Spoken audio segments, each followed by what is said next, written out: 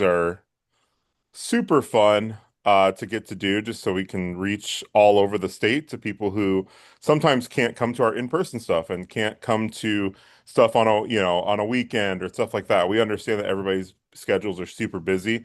And so the webinars hopefully are a great chance for you to still interact with us in some way, especially our mountain time friends. And so today we're talking about our challenges. We're talking about our student competitions today and three different ways that you can kind of get your students competing, and get them active in the council. And so we're going to go over our three major programs. But quick about me, I think I know everybody, so I think I might skip this. But I'm the associate director. I am Matt Pearson. I am absolutely here to help you with anything student competition related, teacher programming, whatever it may be. And I thought for this one to be a really good thing to show, what do I like about the challenges? Like, what are my favorite things about the challenges that we do? And as someone who coached soccer, but also coached academic decathlon, I'm a really big fan of seeing academic competitions that have fanfare and stuff like that similar to sports. We have our kids who are really, really good at sports and they love the aspect of competition there. But we also have academic students who love competition as well, whether it be through robotics or whether it be through DECA or FBLA. And these are a great opportunity to get your students competing. And they maybe they do get to bring home a banner for stock market game. They get to bring home some trophies for medals, whatever it may be. So, um, that's what I really like about the challenges. So, all right. So our agenda is really, really simple today. We're going to talk about our three challenges, our three student programming things that we offer through the council. We'll talk about the personal finance challenge. We'll talk about the econ challenge, and we'll talk about the stock market game. Um, and we will go over.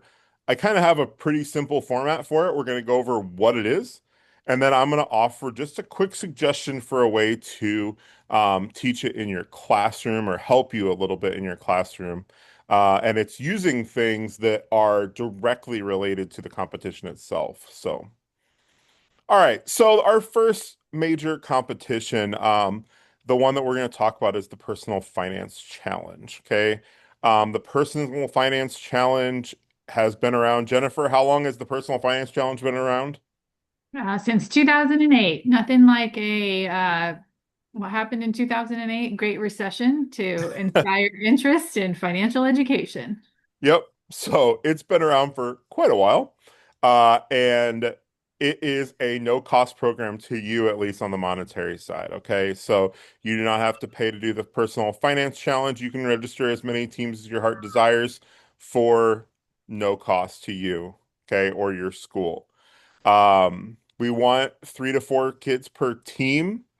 The reason why we want 3 to 4 kids per team is because your lowest score is dropped in a team of four. So it is to your benefit to have a team of four because then you can drop the lowest score. Who can participate? Middle and high school. Okay, so we do have a middle school division for personal finance. If you're a middle school teacher or if you're in a building that has both in it, you can do both and you can do it in your middle school classes. There is no state championship or anything like that, but there are online prizes for the online portion of the competition. Okay. Um, what incentives are there? So there's cash prizes at the online and regional state level. There are also teacher prize drawings for each session. So in the online session for Personal Finance Challenge, if you finish one, two, three in the fall or one, two, three in the spring, you get $30 per student, or $20 per student, or $10 per student. In the online, we also have teacher prize drawings. So each fall and spring session, so that one teacher gets selected for $100 for doing the personal finance challenge. The more teams you enter, the more chance you have to win. And it is $100 cash for the personal finance challenge. We also have awards at the state level, um, coming down from 250 all the way down. So $250 per student is the state champion prize. So that's a pretty good um, little chunk of change for your students to bring home. You can see in the photo here too, they get trophies to bring back to their school. They get medals. Every single student that qualifies for state gets a medal. The reason why we did that is students wanted something to kind of show that they were involved in this. And so this is the classic, we put this on our, graduation table to show off at our graduation or something like that. Like kids love having medals for that kind of stuff so they can show off and, show everybody how awesome they are. The time requirement for you, this is the part that I love to hit home when it comes to our challenges. The time requirement for you is about 35 minutes or less in class. Um, there is registration required. It's not going to take you that long, but your actual requirement once you get to class to do the personal finance challenge is 35 minutes. Okay. And that's, not a terrible amount of time. And if you test all your students, 35 minutes or less, I believe the average time we've looked at is around 18 minutes to take the test. So the chances of it taking all 35 too are pretty low. Okay. How to prepare, my favorite thing as well about the personal finance challenge is how to prepare. Just teach the course that you're already teaching. Most people do it in their personal finance course, or most students have taken a personal finance course. That is what prepares you for the personal finance challenge. And that's another great thing about the personal finance challenge is that you don't have to like keep your kids after to study or anything like that. Like it's the content that they already should be having in their classroom. It covers the six voluntary standards in personal finance. So really you don't have to go above and beyond outside of the classroom to get ready for the personal finance challenge, which is really great. And does anyone compete in this challenge? Yes, over 2,200 students competed in the personal finance challenge just in Nebraska last year. So it has great participation, and it is a great competition to get your students involved in. Now, the lesson idea that we have is to use our case studies. And if your school makes it to the state final, do we have any people in here who have made the state final before? I didn't know if anybody has. Has anybody? I- Yeah, mine did. We Yep. made it with Yeah, Carney. mine did too. Yep, perfect. So you've seen the state final and what it looks like, but I'm going to explain that here to the rest of you. So if your team were to be in the top three in the spring and three in the fall, you get invited to your state championship. What that looks like per personal finance challenge is you pick a region when you register. You should pick the region that you are most comfortable taking your students to. It's Kearney, Omaha, and Lincoln. And the six teams that go then compete in the personal finance state finals. And what that is they get a case study. It is a 2 hour long case study. So they're going to get a massive financial profile for a family, and then they are going to interact with that and they are going to be responsible for creating a financial plan for this family. Now, the best thing about the case studies is we will give you all of our previous case studies. Okay. So I'm giving you a link right now to one of them. When I send the follow-up email tomorrow, I will send you a link to all of our case studies. Okay. And you can use these in your classroom because they're a really great way to get your students not just learning the rules of personal finance and like all these little terms and stuff like that, but they're actually interacting with personal finance and using their knowledge to help out a family. So I've given you a QR code and then I will put this link in the chat as well. Let's take a look at this challenge. I don't think it's going to show. Is it showing? I think it's probably not. Is it showing on the screen for everybody?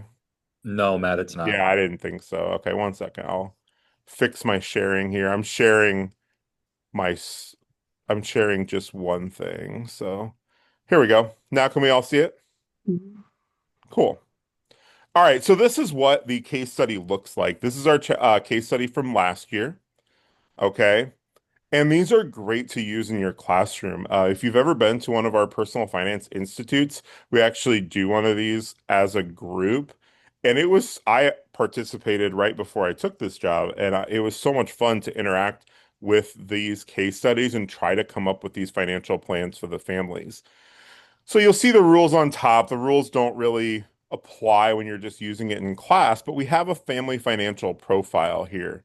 So last year's family financial profile was about Laura Jensen. She was a single mother with four children. Okay. And all of these things that you're seeing in this family profile, the students have to pay really good attention to when they're making their, recommendations for this family. Okay, you notice right away she has a pretty decent salary, actually. She's a registered nurse. She's not making bad money. She is in Omaha, which has a little higher cost of living, but she's not making bad money here. You also see her credit score is not bad. Okay, we have 720 here for her credit score. She has four kids. She works full time. She tries to take on extra shifts.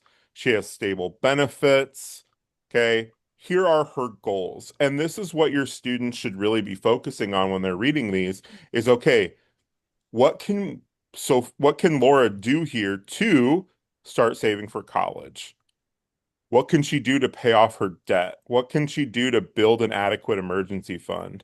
Okay, what can she do to plan for retirement? What can she do for a balanced budget so that she can, have fun with her kids, take them places, things like that. And so you get an outline in here of the current financial situation of the family. Okay. She has, her emergency fund in here, and she has her retirement accounts, her college savings. So it gives a list of her savings, her debt, her housing situation, her insurance situation, her tax situation, her expenses.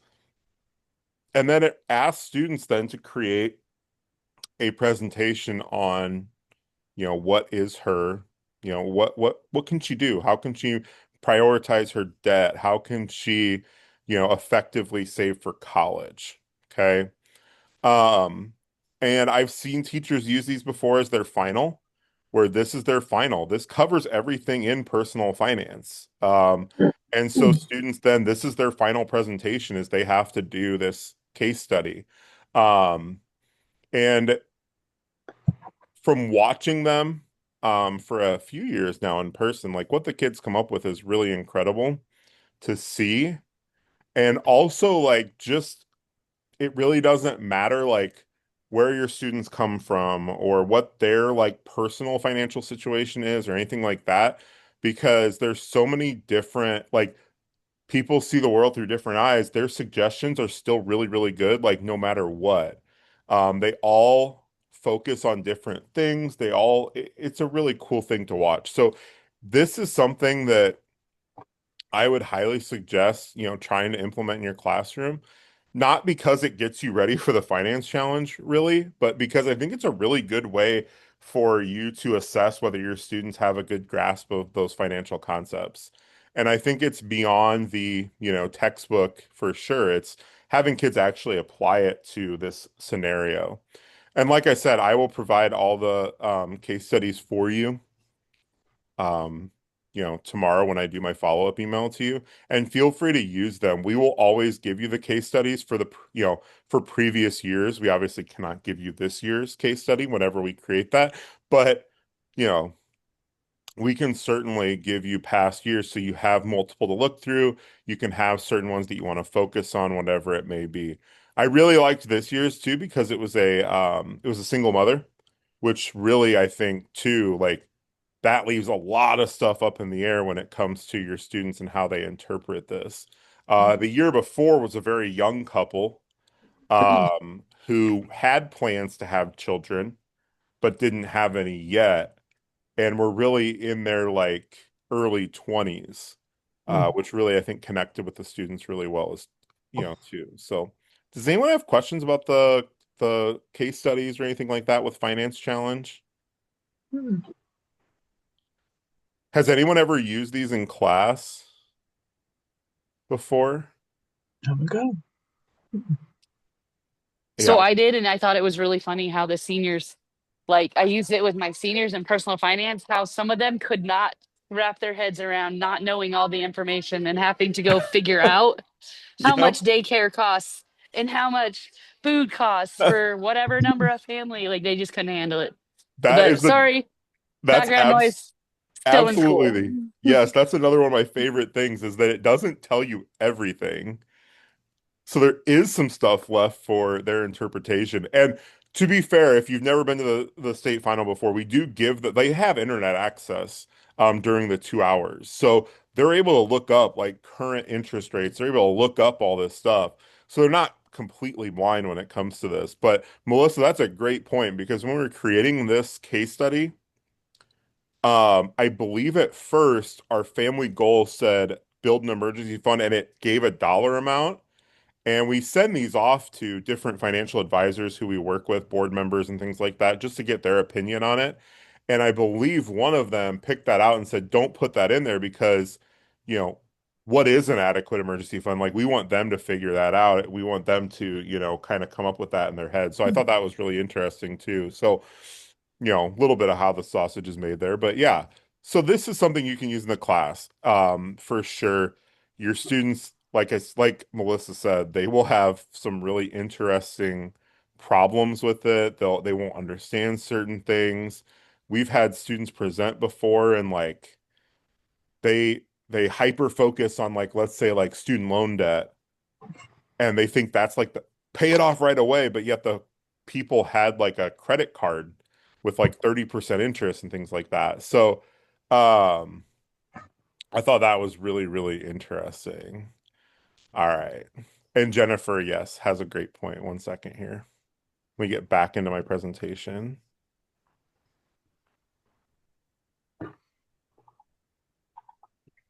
Sorry, I'm flipping between screen or I'm flipping screens here today. All right, can we see the Canva now again? Mhm. So to sign up, you just go to this website right down here. So it's financechallenge.unl.edu/Nebraska/welcome. I will put that in the chat real quick for you. You can sign up at any time too. You don't have to wait until the testing window opens up or anything like that. So I'll give you those dates later as well. So any last questions about Finance Challenge?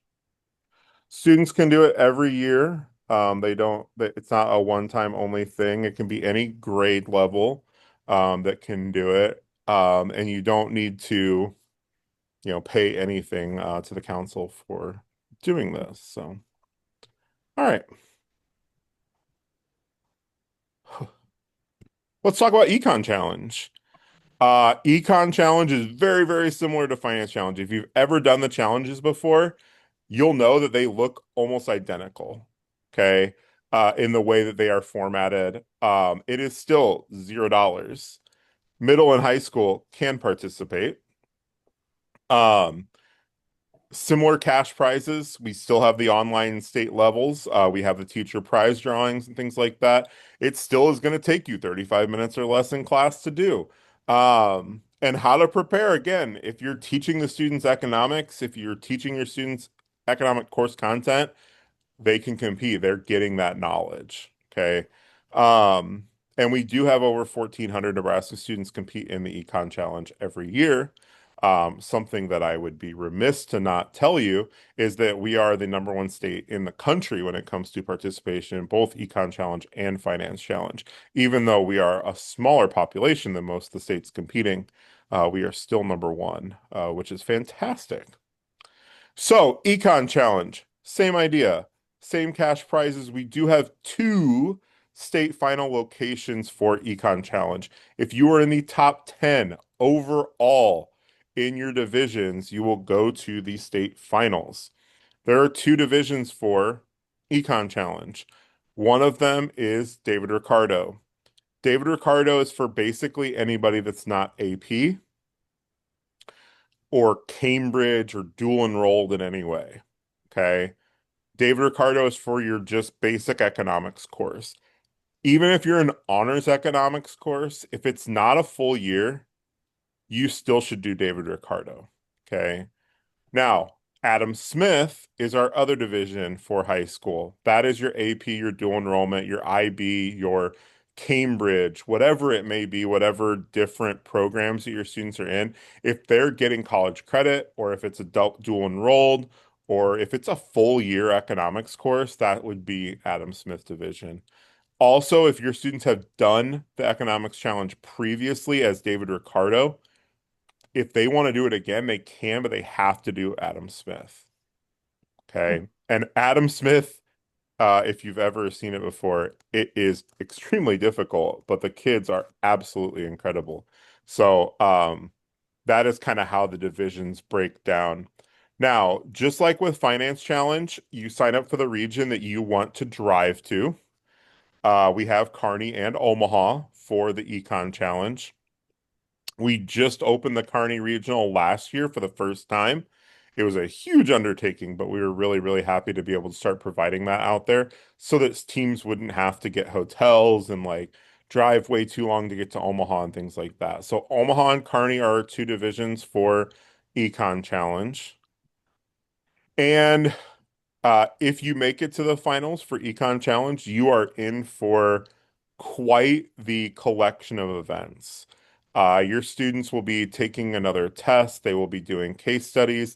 They will be doing an escape pack, which you saw a picture of on the first slide or the second slide there.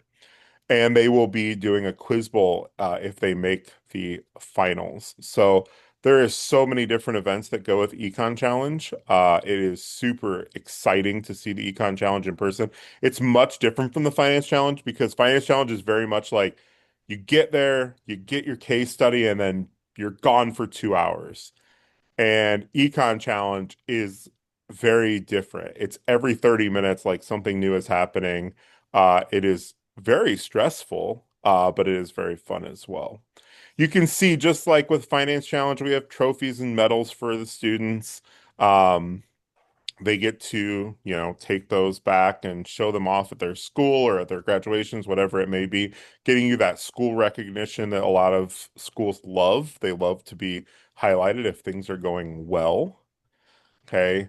Um, and like I said, we do have two different regionals. So we have the capacity to have 40 different teams competing, though at this point, only David Ricardo, sorry, Kearney is only David Ricardo because there is not a lot of AP teachers west of Lincoln when it comes to economics. So if that changes, though, we are happy to add Adam Smith out in Kearney. Okay. So this one, we do have regionals for this one as well, like I said. So what does it look like? The lesson idea, again, let's use those case studies. Let's get the students interacting with something that is part of the program. Um, I put both case studies on here. I'm going to pull up the David Ricardo case study and we can go over it together and kind of how to use it in your classroom. So I'm going to flip again here and show you that. And you can go to it as well by accessing that QR code or typing in that um, web address. So I'm going to show you what a case study looks like for Econ Challenge. Can everyone see that one? No? Cool. We see it. Perfect. Awesome. So this is what a case study looks like for Econ Challenge. You're going to notice that it is much shorter than the personal finance um, challenge scenario. Why? For Econ Challenge, the students get 30 minutes, no computers, no tech at all.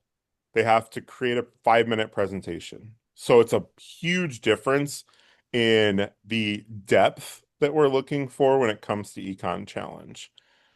They're still going to go present it. They have a whiteboard that they can create any graphs on. They have note cards and things like that, but they do not have a presentation. They're not going to have a PowerPoint or anything like that to go with it.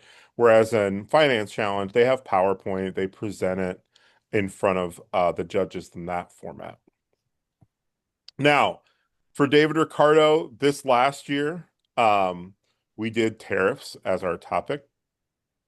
Those are still obviously a very topical thing going on. So it's a great thing to do with your students during international trade, talking about, trade in any format with your students. This is a great scenario to have your students work through. So I'm going to read the background to you in the instruction, and we'll talk about, kind of how we can use this in class. Says the president of a country just imposed a 25% tariff on steel and aluminum from all countries. Tariffs are a tax on goods imported to a country. The president wants this policy to be in place for at least 6 months. The goal of this policy is to strengthen the domestic steel and aluminum industries. The original tariff amount was 10%, so this is a 15 percentage point increase. Automakers, for example, are concerned that this will drive up costs associated with the production of their vehicles. Okay. And then after that background, they get their instructions. You are a regional economic consultant in Michigan. Your local business leaders have asked you for your analysis of how these tariffs will impact the local industry. They are asking what this is going to do to their cost, their profit, local demand, and labor. They also want to know what this means globally for their industries. Okay. So your students get the background, they get their role kind of in the scenario, and then they have to consider their questions here.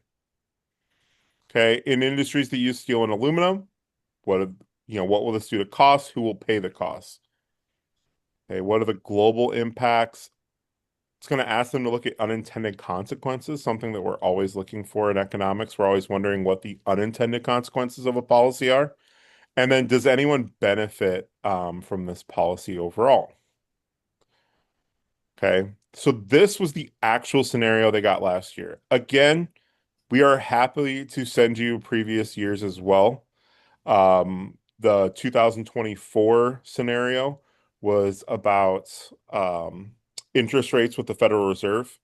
It specifically was kind of dealing with, inflation going crazy, people, the Fed having to increase interest rates. So it was asking the students to basically be the Fed and have to make that suggestion, which was really interesting, especially when you're at the Fed and they're presenting to Fed economists a lot of times. So that was really good. This year's was really, really good because of how topical it was. Um, has anyone used one of these in class before? No. I know there's probably less economics teachers here just looking at the list, but when you're talking about trade, if you're talking about tariffs and stuff like that, this is a great activity to have them run through because it really does put them into that scenario of being, it gives them a role, it gives them a consultant role, and it'll ask them these questions and they'll have to kind of dig themselves out of the media a little bit. That was a big problem we saw with this last year with the Econ Challenge was a lot of them were just, basically using whatever talking points they had seen on like a news program that year, and they didn't actually like get into the issue enough and actually think about it. And so this is a really good one for students to go through when it talks about, what are the unintended consequences, but also like, does anyone benefit? And for a lot of students, they couldn't wrap their head around that there are people that benefit from these policies, even though, it may increase costs and things like that. So these are available to you. There are Adam Smith ones as well if you teach AP or IB or anything like that. The Adam Smith ones usually require the students to create a graph of some kind, and gets a little bit more in depth, a little more technical into the situation.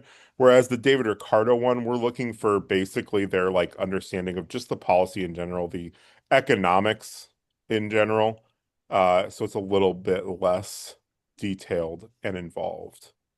I did put in the chat as well how to sign up for Econ Challenge. The website is there for you to do that. All right, I'm going to switch back to my presentation here, and we'll talk about another one.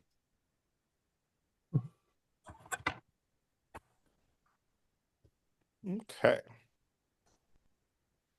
All right. So the last program, and probably the one that is the most popular, over 4,200 students compete in this, is the stock market game. Okay. Do we have anybody that is a stock market game participant here? I know a few of you are. Mhm. Okay. So the details on the stock market game, it is $12 per team. It is our only program that we charge money for. Okay, we do charge $12 a team because we have to pay the actual stock market game to use their platform.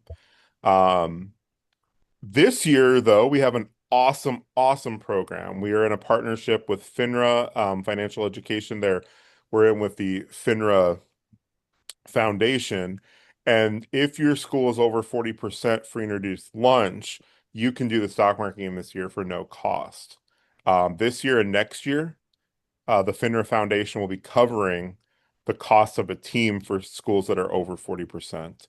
Now, if you are unsure of whether your school hits that number, please send me an email and I can look at the list and let you know. There's 187 schools that qualify for this in Nebraska. We're doing middle schools and high schools, so elementary is not eligible for the free teams. Um, so if you think your school is qualified for that, but you're not sure, you can send me an email and I'll let you know. Otherwise, it's $12 per team, and that gets invoiced to you about a month into the game. When you register, pick the pay later option. That counts for everybody. Pick the pay later option. Now, who can participate in the stock market game? There is an elementary division, a middle school division, and a high school division.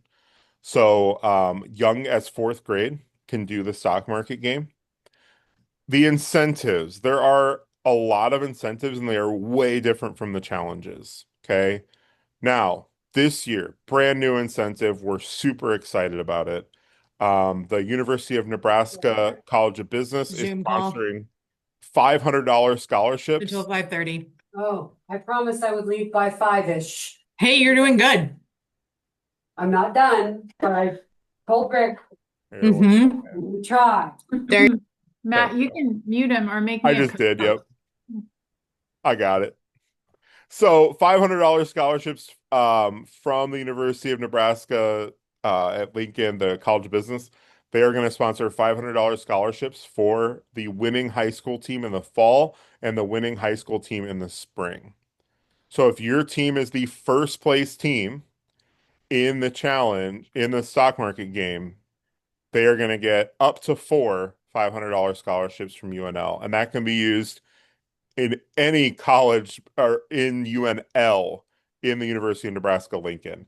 So they don't have to go to the College of Business, though we would love them to. And, they just did that won the stock market game. So obviously they should, but it can be used anywhere at the University of Nebraska Lincoln. But not a slouch of a scholarship there. $500 for each student. That's fantastic. So we're really excited about that, being able to offer that this year. If your team finishes in the top three in the fall or the top three in the spring, they get invited to our Banquet of Champions.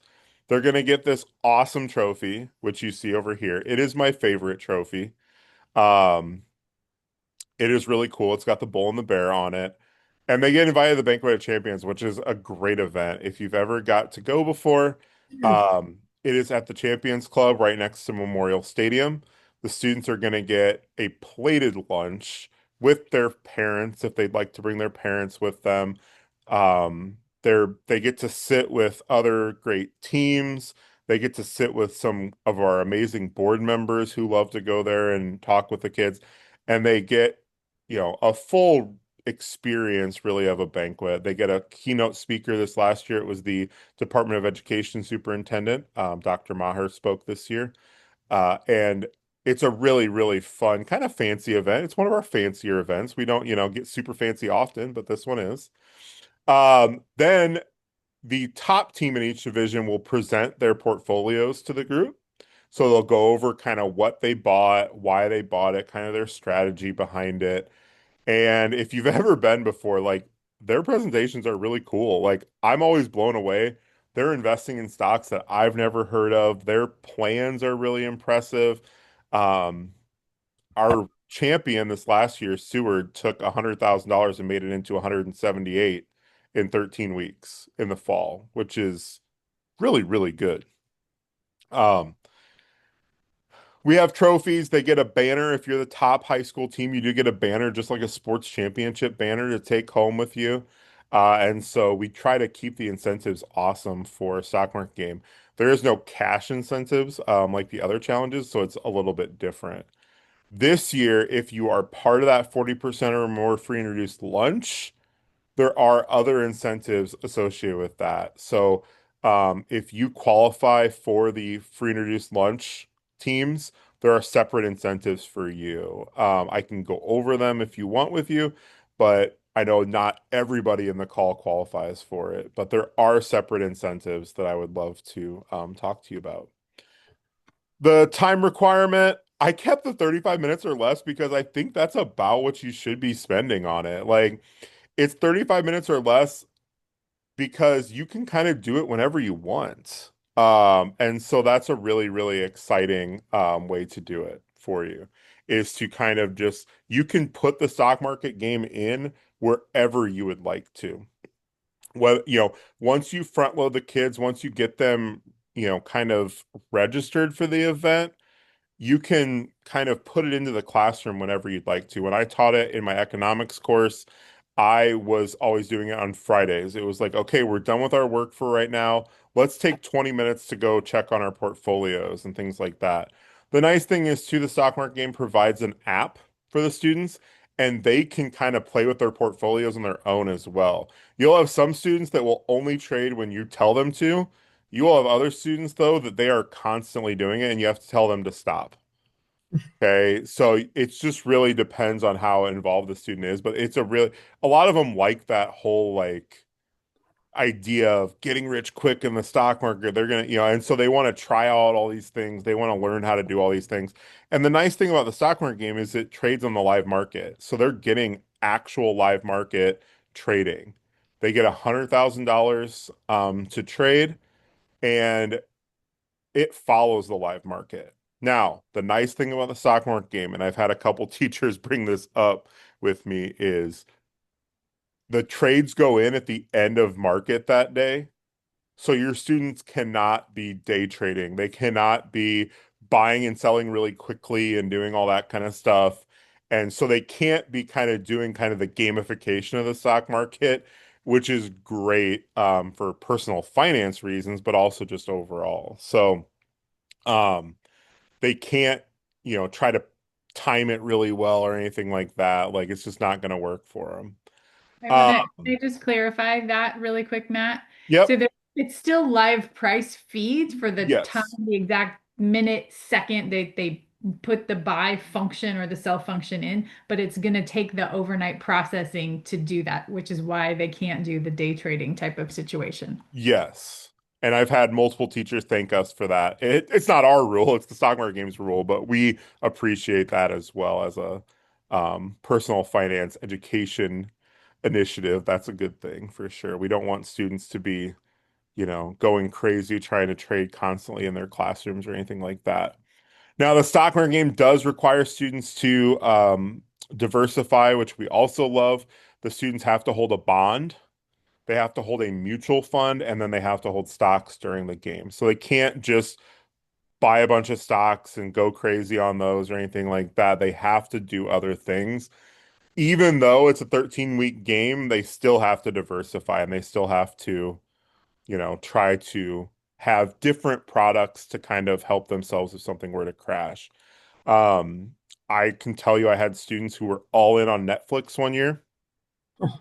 They were in the top 10. I was really proud of them.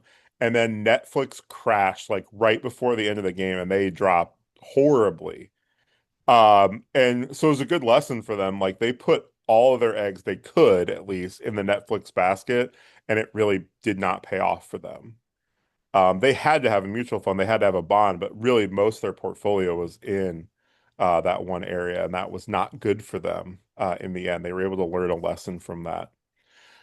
The nice thing about the stock market game too is it comes with curriculum.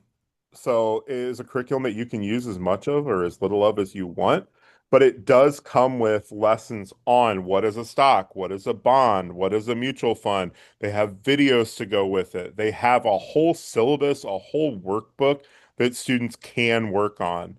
So it's a nice thing. Again, you can use as much or as little of it as you'd like. Okay. There's some good lessons in there. There's some really good ones in there about like helping students realize the difference between like a stock and a company.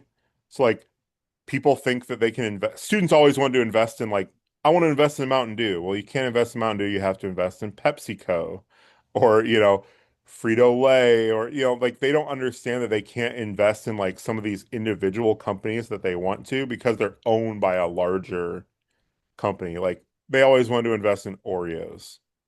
Like, okay, you can't invest in Oreos. You have to invest in Mondelez. Like, and so there's good lessons in there about that. There's good lessons on learning like, how they come up with stock prices, how to read a stock ticker. There's good lessons on that in there as well. So there's lots of good lessons in there. And like I said, you can use as much or as little as you'd like. And I think that's one of the nice things about it. They do have pacing guides, syllabus, all that fun stuff for you. You also have the power to check your students all the time in there as well. You can check their portfolio. You can see what they're trading, if they've traded, things like that. I would often in class have like okay, you guys have to buy 5 stocks today. And so I was able to go in and check and make sure that they actually did that. Um, so you'll be amazed. It's another one where your best students will be super involved and they'll want to trade all the time and they'll want to do all this stuff.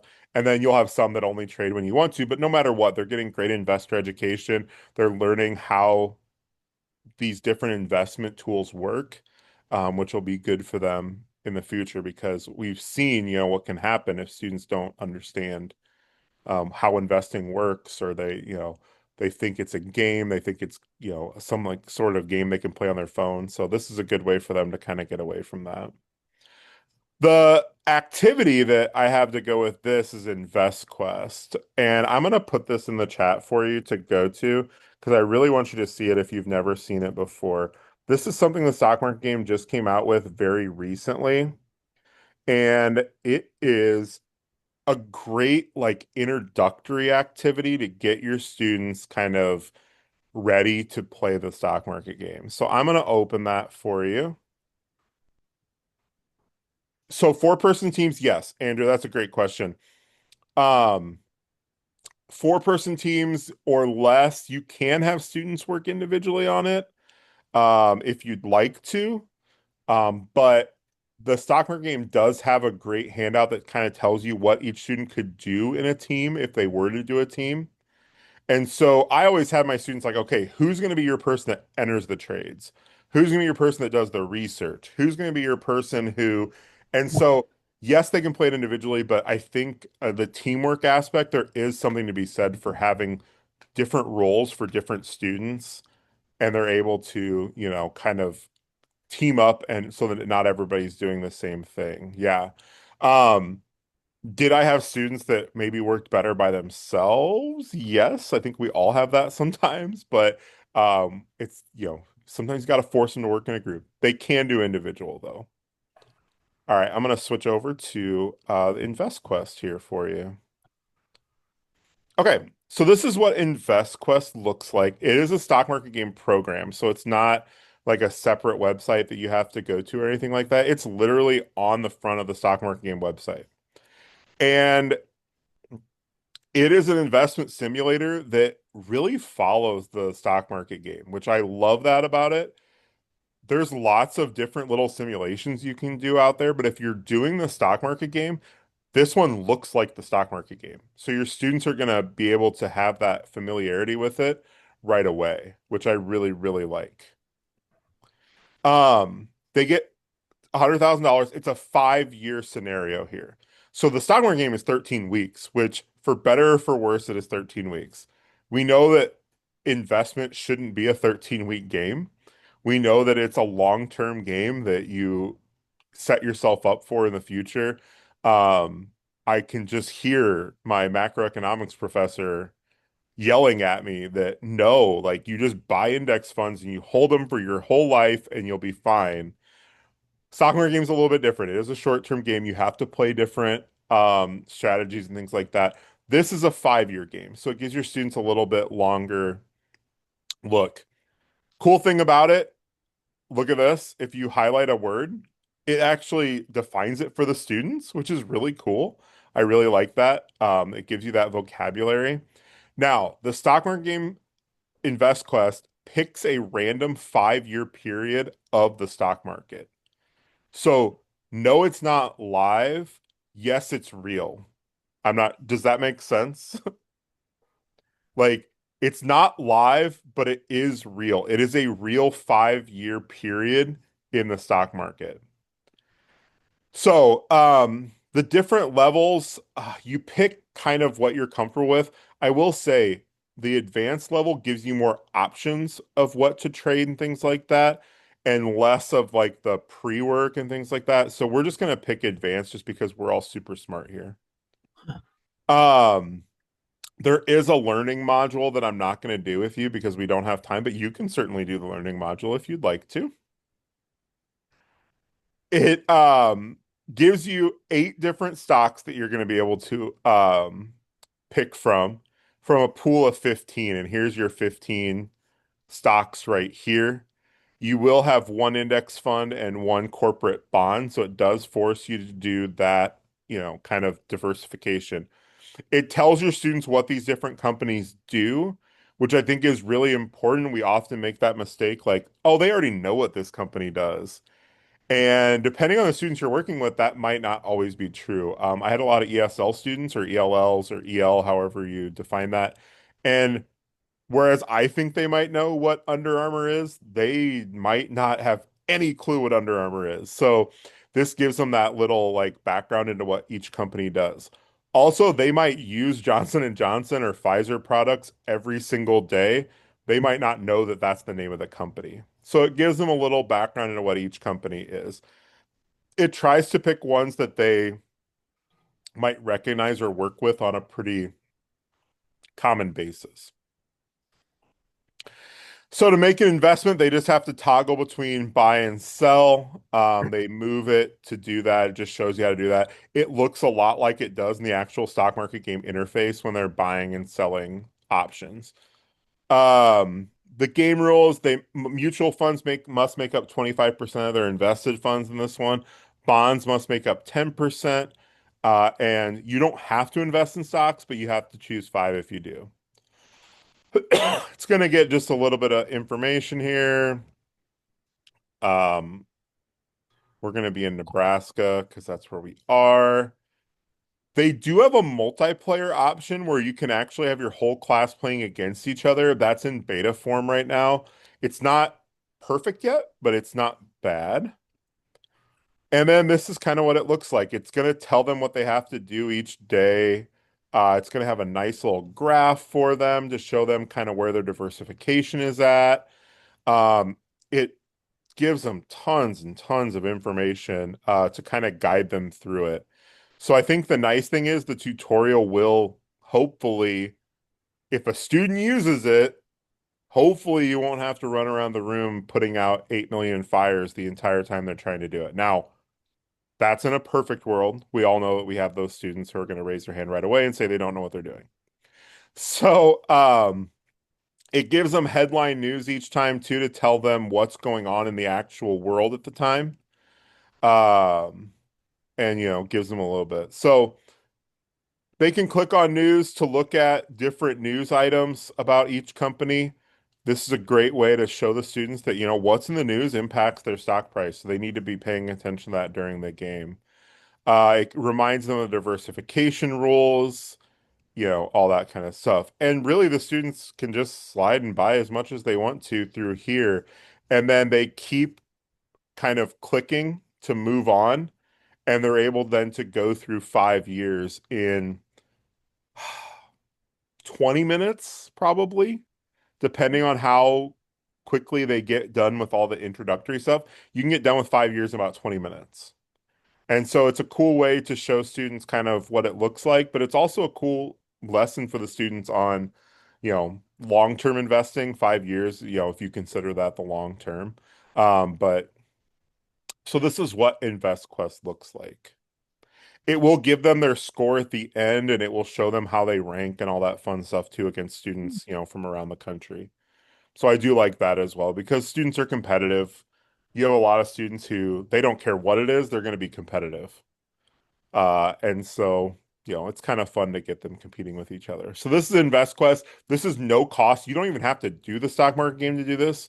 Now, we'd love you to do the stock market game, but you can use InvestQuest and not sign up for the stock market game at all. There's no registration on the student's part. They're not entering in any of their information. They're not entering in their email. They don't have to create an account or anything like that, which I know those are all super big hurdles all the time. This doesn't have any of that. So that's InvestQuest. I like it a lot for a lot of reasons. But the main reason I like it is because it's not behind any kind of paywall. It's something that anybody can use. It has different levels for beginner, intermediate, and advanced, and it looks like the stock market game. I know there's other stock market simulations, again, like I said, but this one actually looks like the stock market game. Okay. All right. I'm going to stop sharing that. Does anyone have any questions about our different um things, our different programs or anything like that? You can come off of your Zoom. We can talk, I'd love to talk. Anyone have any questions about any of our programs? I know this is kind of like a high level quick overview, but I'd love to answer any questions that you have. And Jennifer put some great points, like always, in the chat. It's purposely flexible, the stock market game is. You pick what you want to do out of it. It does not replace you as the teacher in any way. Like you pick what you want to do. And then it's definitely meant to be like super flexible. I would say it took me about 2 class periods to get the kids into the system, teach them how to buy stuff, teach them how to, about what stocks, bonds, and mutual funds are. After that, it was okay, you're done with your homework, go work on it. Okay, you're done with this, go work on it. Go work on your portfolio, whatever. And again, some students will never want to stop trading, and some students, you'll have to force them to every once in a while. But that's obviously just life in general a lot of times as well. So, all right, no questions on that. All right, I'm gonna go over upcoming events real quick, and then I will send you on your merry way. I know you have many things to do as the school year has started. So I'm gonna stop recording though before that, because that doesn't need to be on. That doesn't need to be